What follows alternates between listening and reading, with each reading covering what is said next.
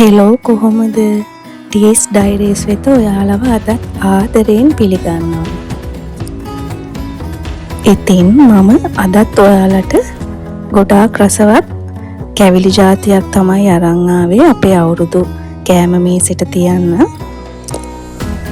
අලුව වර්ග කිහිපයක්ම තියෙනවනේ අපි අවුරුද්දට අපේ කෑම මේසෙට එකතු කරගන්න. මම අද හදන්නේ කජු අලුව. අපි එහෙනම් බලමුද කොහොමද මේ කජු අලුව ටික හදන්නේ කියලා.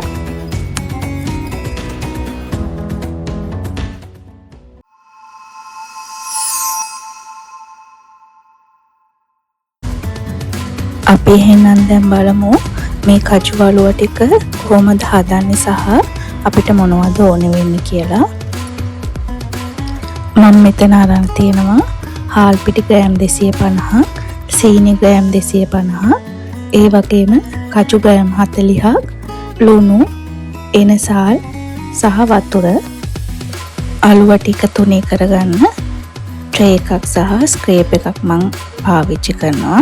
දැන් අපි බලමු කොහොමද මේ අලුව ටික හදන්නේ කියලා. මම මුලින්ම අපේ හාල් පිටි ටික බෙද ගන්න තමයි හදන්නේ. මම මේ හාල් පිටි 250 මේ තාච්චියට දාගෙන හොඳට බෙද ගන්නවා. අපි අලුව ටික හරියටම හදා ගන්න නම් ගොඩක් වැදගත් දෙයක් තමයි අපි හාල් පිටි ටික හොඳට හරි පදමට බෙද ගන්න ඕනේ.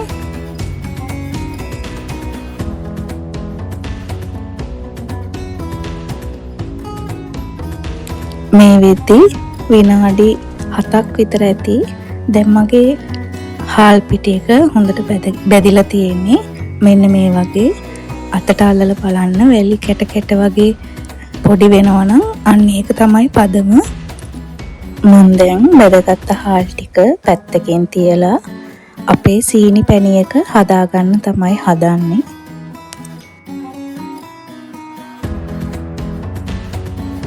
මම දැන් ඒකට අපි එකතු කරගන්නවා සීනි ග්‍රෑම් 250ක්, වතුර කෝප්ප මම එකමාරක් විතර එකතු කරගන්නවා. සීනි එක වැහෙන ප්‍රමාණයට වතුර එකතු කරගත්තාම හොඳටම ඇති. අපි මේක අඩු ගින්දරේ හොඳට පැණි වෙනකම්ම දිය කර කර හදාගන්න තමයි තියෙන්නේ. ඔයාලට මම මේ වතුර ගත්ත ප්‍රමාණය වගේම ඔයාලට වතුර වලට අමතරව පොල් කිරිත් දාලත් මේ අලුව එක හදාගන්න පුළුවන්. එතකොටත් රසයි. එතකොට අපි කිරි අලුව හදනවා කියන්නේ ඒ පොල් කිරි දාලා හදන එකට තමයි. මේ වෙද්දී මගේ සීනි පැණි එක හොඳට උතුරනවා. මේ වෙලාවේ නවත්තන්න එපා හැඳි ගන්න එක. මොකද එතකොට වටේ ආයි සීනි කැට වෙන්න බලන නිසා හොඳට දිය කරන්න. සීනි පැණි එක හැන්දෙන් මෙහෙම වක් කරනකොට නූල වගේ ඇදෙනවා නම් අපේ අලුව වලට සීනි පැණි එකේ පදම හරි.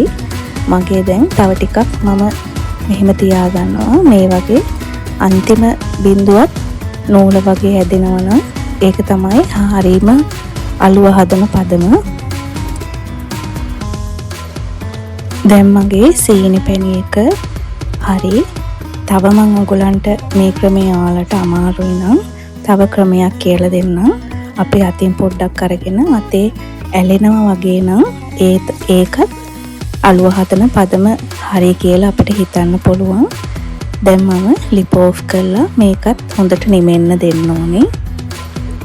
මතක තියාගන්න උණුවෙන් පිටි එකතු කරගන්න එපා මේ සීනි පැණි එකට. සීනි පැණි එක හොඳට නිමෙන්න දෙන්න ඕනේ. මම දැන් අපි අර බැදගත්ත පිටි එකෙන් පිටි ටිකක් වෙනම අයින් කරලා තියාගන්නවා. මොකද අපිට නිකන් හරි පදම වැරදුනොත් අපිට මේ පිටි එක පාවිච්චි කරලා පදම හරි ගස්ස ගන්න පුළුවන් අපේ අලුව එකේ. මම දැන් අපේ අලුව හදාගන්න ගත්ත ට්‍රේ එකට හාල් පිටි ටික හොඳට දාලා තුනී කරගන්නවා. පොඩ්ඩක් දාන්න එපා. හොඳට හැමතැනම විහිරෙන විදිහට හාල් පිටි ටික එකතු කරගන්න. නැත්තම් යටින් හාල් පිටි ටික හාල් පිටි ටික දැම්මේ නැත්නම් අලුව ටික යට ඇලෙන්න බලනවා. ඒ නිසා හොඳට හාල් පිටි ටික තවර ගන්න ඕනේ. මම දැන් මේ හාල් පිටි තවරගත් එකත් පැත්තකින් තියලා මම දැන් අපේ සීනි පැණියකට කජු එහෙම එකතු කරගන්න හදන්නේ. මුලින්ම මම එනසාල් කරල් 4ක් විතර හොඳට කුඩු කරලා දාගන්නවා. මම මේ දැන් දාන්නේ කජු ග්‍රෑම් 40ක් හොඳට පොඩියට කපලා තමයි එකතු කරගන්නේ. මම ලුණු ස්වල්පයකුත් එකතු කරලා මේක හොඳට කලවම් කරගන්නවා. අපේ දැන් සීනි පැණි එක හොඳට නිමිලා තියෙන්නේ. ඒ නිසා ඊට පස්සේ තමයි මේ හැමදේම අපි එකතු කරගන්න ඕනේ. දැන් මම මේක හොඳට කලවම් කරගෙන මං හාල් පිටි ටික ටික දාලා අපේ අලුව ටික හදාගන්න තමයි හදන්නේ. මතක තියාගන්න අපි හාල් පිටි ටික ඔක්කොම එකපාර එකතු කරගන්නේ. මේක ටික ටික එකතු කරගෙන තමයි අපි මේ අලුව ටික හදාගන්න හදන්නේ.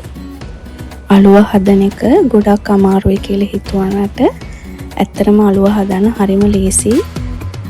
ගොඩක් පොඩි අමුද්‍රව්‍ය ටිකක් තමයි අපිට ඕනේ වෙන්නේ.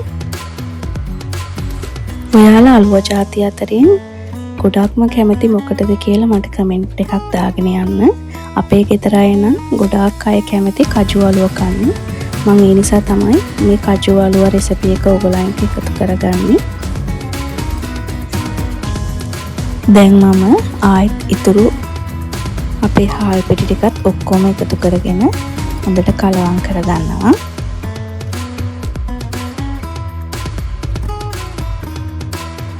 මට හාල් පිටි ටිකක් මදි වුණා. මම ඒ නිසා අපි අර අයින් කරලා තිබ්බ හාල් පිටි ටිකෙන් ටිකක් අරගෙන මේකට ආයෙ එකතු කරගන්නවා. ඕගොල්ලෝ මතක් කරලා හාල් පිටි ටිකක් වෙනම අයින් කරගන්න. මොකද දියාරු වැඩි වුණොත් අපේ අලුව එක හරියට හැදෙන්නේ නැහැ. දැන් මගේ අලුව ටික ලෑස්ති. මෙන්න මේ පදමට තමයි අලුව ටික අපි හදාගන්න ඕනේ. මේක ටිකක් දියාරුයි කියලා හිතන්න එපා.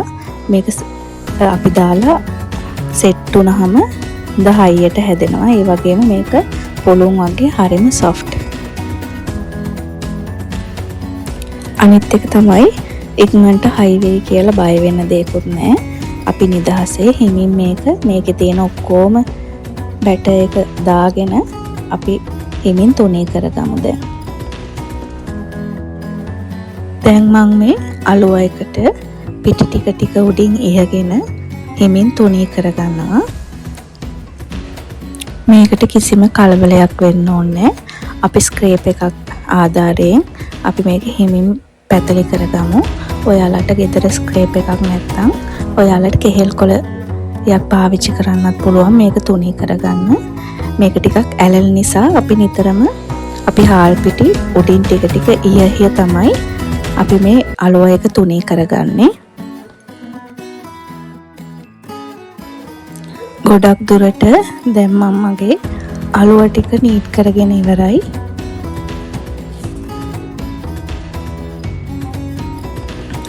දැන් මම අපේ අලුව ටික හයි වෙන්න කලින් හිමින් මේක කපා ගන්න තමයි හදන්නේ. ඔයාලට කොටු හැඩයකට උනත් මේක කපා ගන්න පුළුවන්. මම අලුව සාමාන්‍යයෙන් කපන හැඩයටම තමයි මේක කපා ගන්නේ. අලුව ටික හයි වුණොත් අපිට පොඩ්ඩක් මේක කපන්න අමාරුයි. මොකද කැඩෙන්න බලනවා. ඒ නිසා මෙහෙම පොඩ්ඩක් හයි වෙන්න කලින් තියෙන වෙලාවෙම ඉක්මනට ඕගොල්ලන් මේකේ අලුව ටික කපා ගන්න. ඔයාලට මේ අලුව හදන විදිහ ගැන තේරෙන්නේ නැති මොකක් හරි දෙයක් තියෙනවා නම් ඔයාලා මට කමෙන්ට් එකක් දාන්න. මම උත්තර දෙන්නම්. ඒ වගේම ඔයාලත් මේ අලුව එක හදලා බලන්න. මොකද මේක හරිම රසයි. ඒ වගේම හදන්නත් හරිම ලේසියි. එහෙනම් තවත් අලුත් කැවිලි වීඩියෝ එකක් එක්ක මම ඔයාලව හම්බ වෙන්නම්. එහෙනම් එතකන් ඔයාලා හැමෝටම සුබ දවසක්.